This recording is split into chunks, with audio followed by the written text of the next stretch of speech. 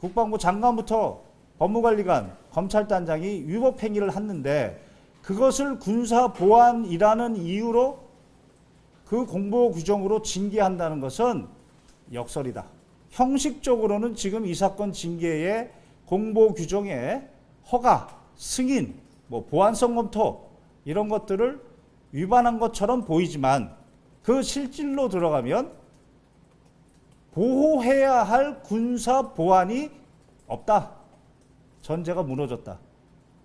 위법한 국방부 장관의 명령과 위법한 법무관리관의 행위와 위법한 검찰단장의 행위는 오히려 국민께 알려야 한다. 그것이 대국민 신뢰를 더 제고하는 길이다. 따라서 이 사건은 징계 사유 자체가 존재하지 않는다. 그런 의미로 반론권이다. 그렇게 설명했습니다. 군 당국의 승인 없이 언론 인터뷰에 응했다는 이유로 징계위원회에 회부된 박정훈 전 해병대 수사단장 측이 오히려 해병대가 징계 대상이라고 반박했습니다. 박 전 단장 법률대리인인 김경호 변호사는 입장문을 통해 형식적 관점에서 공보규정 위반 책임이 문제될 수 있겠지만 이는 오히려 징계권자가 국민의 징계를 받아야 될 사안이라고 주장했습니다. 국방부 법무관리관과 검찰단장이 최상병 사건에 대한 정당한 수사를 무력화해 군 사망 사건을 조작 은폐하려 한 위법 시도가 보안이라는 이유로 보호받을 가치와 필요성이 있냐는 겁니다. 김 변호사는 그러면서 이미 대국민 신뢰와 도덕성을 잃은 군 당국이 보안성을 강조할 수 있겠냐며 박 전 단장의 언론 인터뷰는 헌법상 보장된 반론권 발동이라고 강조했습니다. 앞서 해병대는 박 전 단장이 승인 없이 KBS 프로그램에 출연해 군인 복무기본법 등을 위반했다며 박 전 단장을 징계위에 회부해 오늘 심사를 진행합니다. 해병대 최상병 사망 사건 수사 문제를 놓고 윗선의 압력을 받았다고 폭로한 박정훈 전 해병대 수사단장 측이 국방부 관계자와 자신의 통화를 함께 들은 부하들이 있다고 밝혔습니다. 박 전 단장 측 김경호 변호사는 오늘 기자들에게 박 전 단장과 국방부 법무관리관의 통화 내용을 부하 직원 2명이 함께 들었다고 밝혔습니다. 지난 1일 오후 4시 7분쯤 경기도 화성의 해병대 수사단 중앙수사대장 집무실에서 이뤄진 박 전 단장과 국방부 법무관리관의 통화 내용을 중앙수사대장과 수사대 지도관이 스피커폰으로 함께 들었다는 겁니다. 박 전 단장은 국방부 법무관리관에게서 직접적인 과실이 있는 사람만 혐의 대상에 포함해야 한다. 일부 혐의자 혐의 내용 등은 빼라는 취지의 압박을 들었다고 밝힌 바 있습니다. 앞서 해병대 사령관과 해군 참모총장, 국방장관이 모두 수사보고서에 결재한 상태였는데 갑자기 경찰 이첩을 보류하란 지시가 내려왔고 국방부 법무관리관도 전화를 걸어와 압박했다는 겁니다. 박 전 단장 측은 지난 1일 통화 당시 스피커폰을 사용한 이유에 대해 법무관리관으로부터 이미 서너 차례 전화를 받았고 사령관실에 불려다녔던 상황이라며 부하들과 상의 도중 상황 공유 차원에서 필요했다고 설명했습니다.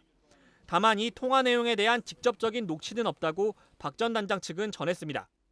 박 전 단장의 폭로에 대해 국방부 법무관리관은 해병대 수사단의 보고서 원문을 직접 보지 못한 상태였다며 원론적인 얘기를 했을 뿐이라고 반박하고 있습니다. 박 전 단장과 국방부 법무관리관의 통화를 들은 부하가 2명이 더 있는 것으로 밝혀짐에 따라 이들의 증언이 향후 수사에서 중요한 근거가 될 수 있다는 전망이 나오고 있습니다. 해병대 수사단장이었던 박정훈 대령이 지난달 30일 이종섭 국방부 장관에게 대면 보고한 고 최수근 상병 순직 사건 수사 보고서입니다. 보고서 표지 우측 상단에 이종섭 국방부 장관의 자필 서명이 분명하게 들어가 있습니다. 보고서 표지에는 수사 결과가 요약돼 있는데 실종자 수색작전 준비 등이 미흡한 상태에서 긴급하게 현장에 투입돼 임무 수행에 필요한 구명조끼 등 안전장구를 휴대하지 않았다는 내용입니다. 그 책임 소재와 관련해선 사단장의 지적 등으로 예하 지휘관이 부담을 느껴 허리 아래 입수를 지시하게 돼 사고가 난 것으로 판단된다고 적시했습니다. 사단장의 질타를 받고 부담을 느낀 여단장과 대대장이 장병들에게 물에 들어가 수색하라고 지시했다는 뜻으로 해석됩니다. 보고서는 이에 따라 사단장 등 관계자 8명을 업무상 과실치사 혐의로 관할 경찰서에 이관하겠다는 결론을 내리고 있었습니다. 이 보고서에 서명한 건 국방장관만이 아니었습니다. 김계환 해병대 사령관과 이종호 해군참모총장도 보고서 상단에 자필 서명을 기재했습니다. 박 대령의 직속 상관인 해병대 사령관부터 해군참모총장, 국방부 장관까지 지휘체계 전체의 결재를 받았던 겁니다. 지난달 28일 김 사령관에게, 30일 오전 이 총장에게, 같은 날 오후 이 장관에게 보고서를 직접 보고하고 결재를 받았다는 게 박 대령 측의 설명입니다. 이처럼 모든 결재가 끝났는데도 갑자기 경찰 이첩을 보류하라는 지시가 내려왔다고 박 대령은 폭로하고 있습니다. 그 과정에서 국방부 법무관리관이 박 대령에게 죄명을 빼라, 혐의자를 빼라고 하는 등 외압을 행사했다는 정황까지 밝혔습니다.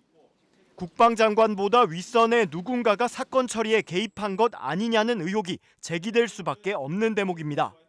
하지만 국방부는 의혹을 전면 부인하며 박 대령을 항명 혐의로 입건했고 승인 없이 뉴스에 출연했다는 이유로 징계 절차에도 착수한 상태입니다. 박 대령은 국방부 검찰단 수사를 거부하며 군검찰 수사심의위 소집을 신청했는데 이에 대해 국방부는 국민적 관심을 고려해 장관 직권으로 심의위 소집을 지시했다고 밝혔습니다. 경찰국 신설에 반대하는 경찰서장 회의를 주도했다가 징계를 받고 결국 사표를 낸 류사명 전 총경이 박정훈 대령에게 공개적인 응원을 보냈습니다. 류 전 총경은 자신의 SNS에 고 최수근 상병 사망 사건을 수사하다 집단 항명 수괴 혐의로 입건된 박 대령을 향해 잘하셨다며 말문을 열었습니다. 류 전 총경은 말씀에 조리가 있고 결기가 느껴진다. 요즘 보기 드문 참군인의 표상이라며 정의를 위해 피해 장병과 해병대의 명예를 지키기 위해 자신을 돌보지 않고 행동하는 용기에 찬사를 보낸다고 밝혔습니다. 그러면서 류 전 총경은 사건의 진행이 지난해 경찰서장 회의 당시와 너무 닮아 깜짝 놀랐다며 데자뷰를 보는 듯했다고 말했습니다. 당시 사실상 회의를 용인했던 경찰청장이 갑자기 회의 도중 중단을 지시한 것이나 이번에 사건을 결재하면서 수고했다던 국방장관이 갑자기 집단 항명이라며 수사하는 게 너무 흡사하다는 겁니다. 류 전 총경은 같은 곳이 관여했다고 의심받기에 비슷한 것은 어찌 보면 당연할 수도 있다며 이들 상급자들의 갑작스러운 태도 변화 배경에 대통령실이 있을 것임을 시사했습니다. 그러면서 무지막지한 권력의 힘으로 정의를 눌러버려 다른 어느 누구도 바른 소리 못하는 행태는 너무도 흡사했다고 꼬집었습니다. 류 전 총경은 앞으로의 사건 진행도 얼마나 비슷하게 진행될지 지켜보겠다며 퇴직금 받게 되면 제일 먼저 밥 한 끼 대접하고 싶다, 힘내라고 응원했습니다.